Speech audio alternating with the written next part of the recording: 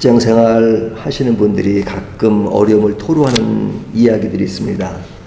그 이야기가 뭐냐면 자기 상사가 원칙 없는 행동을 할 때, 또 그 원칙이 분명치 않아서 그 예측이 불가능할 때 어려움을 토로합니다.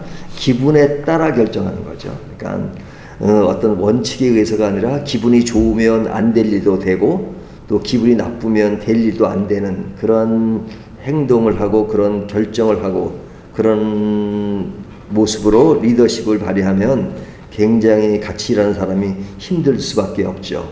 그래서 원칙 있는 사람을 만나는 것은 굉장히 중요합니다. 그런데 우리가 믿는 하나님은 어떤 분이시냐? 원칙이 분명하신 분이죠. 분명하시죠. 그 원칙이 분명한데 우리 사람들이 인식할 때 하나님이 진짜 원칙이 분명하신가? 하나님 마음대로 이랬다 저랬다 하는 것 아니냐? 뭐 그렇게 느낄 수도 있습니다. 하지만 좀 더 넓게 보면 하나님은 너무 분명하게 원칙이 분명하십니다. 그래서 그 원칙을 수행하실 때 분명하게 말씀하시고 또 설득하시고 이끌어가는 것을 볼 수 있죠. 왜 그러냐? 하나님은 사랑의 하나님이시기 때문에 그 사랑 안에서 우리들을 이렇게 바로바로 이끌어 가십니다. 그런데 그 원칙이 원칙으로 느껴지지 않는 것은 우리가 겪는 우리의 입장에서 생각할 때가 많고 그리고 우리의 입장에서 하나님을 평가할 때가 많습니다. 예레미야 선지자가 눈물의 선지자라고 하잖아요. 왜 눈물의 선지자냐? 하나님의 말씀을 원칙 없이 전하는데도 사람들이 그것을 원칙으로 받아들이지 않기 때문에 그렇습니다. 예를 들면 하나님이 예레미야 선지자를 통해서 예언하는 내용이 뭐예요? 바벨론의 포로가 될 것이다.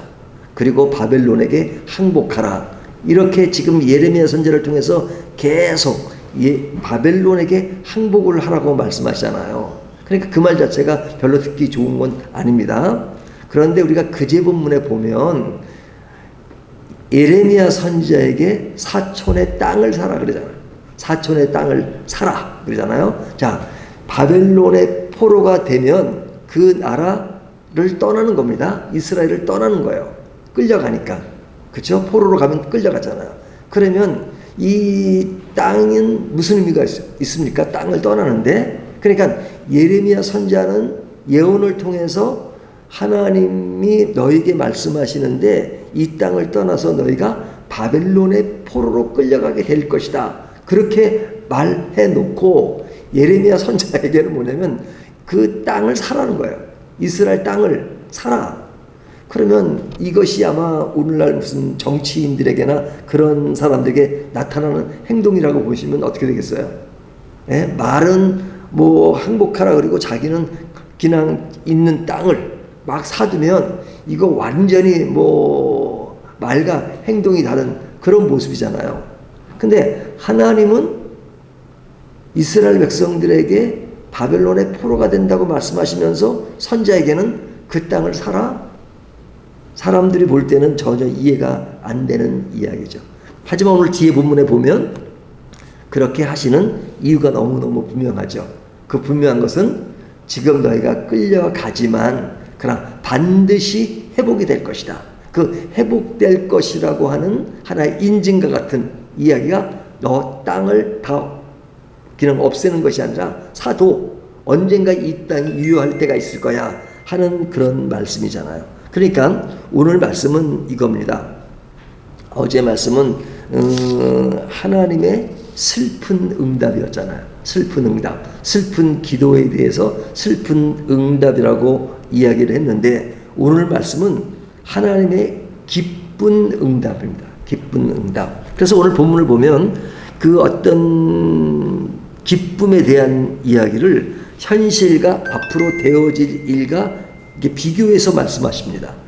오늘 본문 36절을 보면 그러나 이스라엘의 하나님 여호와께서 너희가 말하는 바 칼과 기근과 전염병으로 말미암아 바벨론 왕의 손에 넘긴 바 되었다 하는 이 성에 대하여, 이 성은 이스라엘이죠. 이와 같이 말씀하시리라. 자, 그 기근과 전염병으로 말미암아 바벨론 왕 손에 넘어가게 되는 그런 그런 상황을 염두에 두고 말씀하시는 겁니다. 그러면서 37절에 보라 내가 노여움과 불안과 큰 분노로 그들을 쫓아 보내었던 모든 지방에서 그들을 모여들어 이곳으로 돌아오게 하여 안전히 살게 할 것이라. 그러니까 지금은 너희가 어려운 상에 놓여 있지만 그러나 너희가 다시 회복할 것이다. 그러니까 회복의 메시지잖아요. 지금 37절부터 끝까지 보면 하나님이 너희의 그 땅을 분명하게 회복하게 하실 것이다. 그래서 그 회복하게 한다는 내용이 쭉 나옵니다. 37절에 보면 돌아오게 하고 안전하게 살게 할 것이다. 이렇게 말씀하시고 38절을 보면요. 그들은 내 백성이 되겠고 나는 그들의 하나님이 될 것이며 하나님과 백성의 관계가 변함없이 분명하다 하는 것을 말씀하고 계시죠. 39절부터 40절까지 보면 복을 주시고 격려하시고 너희를 떠나지 않게 하겠다. 떠나지 않는다 하는 것을 분명히 말씀하시죠. 40절을 다시 보면 영원한 언약을 세우시고 경외함으로 떠나지 않게 하신다 하는 말씀을 하고 계시죠. 그러니까 이러한 모든 일들이 기쁨으로 하시고 돌아오게 하겠다. 41절 내가 기쁨으로 그들에게 복을 주되 분명히 나의 마음과 정성을 다하여 그들을 이 땅에 심으리라. 그러니까 이 땅에 돌아오게 하시는 것이 뭐냐? 하나님의 뜻인데 그것을 기쁨으로 하시겠다 이거죠. 기쁨으로 하시겠다. 그러면서 43절과 44절에 아까 말씀드린 것처럼 밭을 사는 것, 그 땅을 샀던 것을 무의미하지 않게 하실 것이다.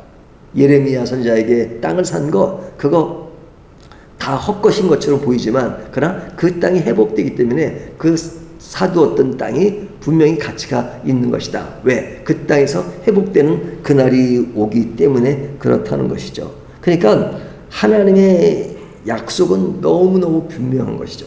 회복에 대한 기쁨의 약속. 근데 이제 이 약속을 언제 하시느냐? 그들이 굉장히 슬픈 상황에 놓여 있을 때 하시는 겁니다. 그러니까 현실은 너무 슬픈 거예요. 현실은. 왜? 바벨론의 포로가 되고 끌려간 사람도 있고 그런 상황 속에서 하나님의 말씀은 기쁨과 희망을 주고 있습니다. 그러면 왜 하나님은 기쁨과 희망을 주시면 우리의 현실도 늘 기쁨과 좋은 현실을 주셔야지 왜 어려운 환경과 현실은 부여하시면서 그 속에서 기쁜 얘기만 하시면 뭐하냐.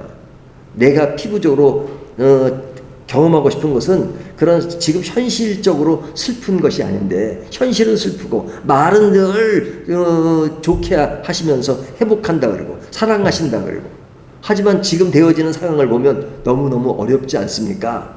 라는 이야기잖아요.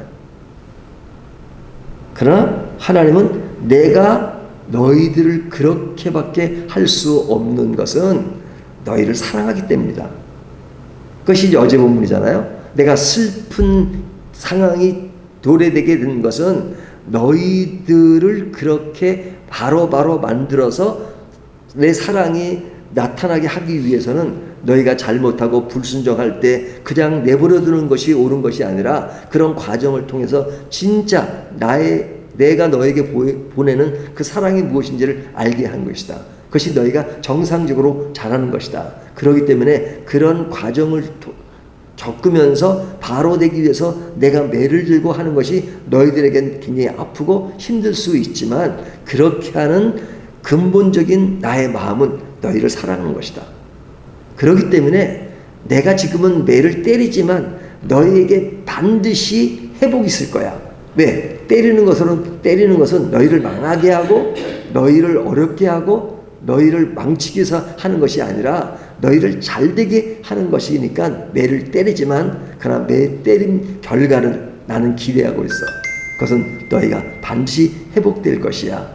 그러니까 매를 맞는다고 그냥 매 맞는 그 자리에 주저앉지 말고 그 자리에서도 매 맞은 이후에 되어질 그 일들을 생각하고 그 다음 단계 계획들을 세워나가는 것, 이것이 나의 마음인데 이 마음을 너희는 기쁨으로 받아들이고 그리고 나도 기쁜 마음으로 이런 일들을 행하고 있다, 이렇게 말씀하시는 겁니다. 그러니까 오늘날 우리들이 예수를 믿으면서 가장 중요하게 직시해야 될 것은 뭐냐?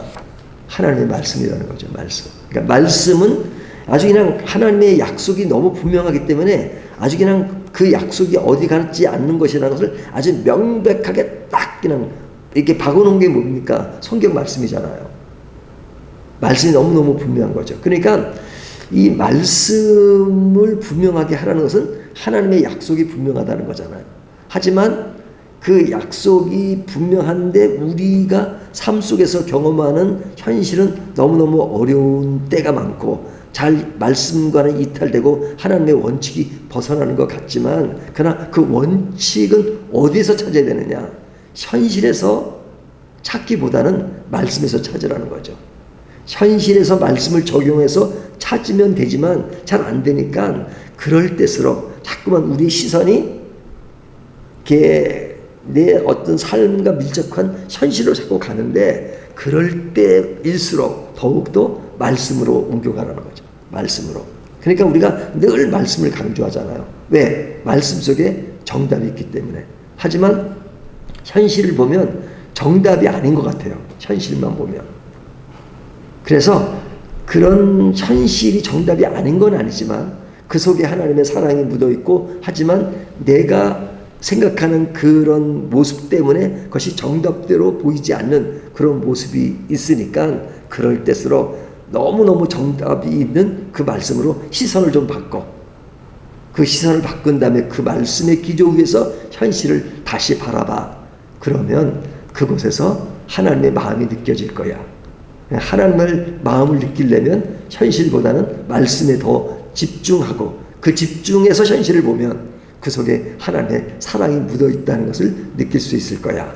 그렇기 때문에 우리에게 너무너무 중요한 것이 무엇인가 하는 것이 하나님의 말씀이다 하는 것을 오늘 본문이 교훈하고 있습니다. 오늘도 우리가 말씀 속에서 하나님의 본래 의도를 다시 한번 살펴보고 그 안에서 격려받고 또 기쁨을 찾는 저와 여러분이 되시기를 주님의 이름으로 축원합니다.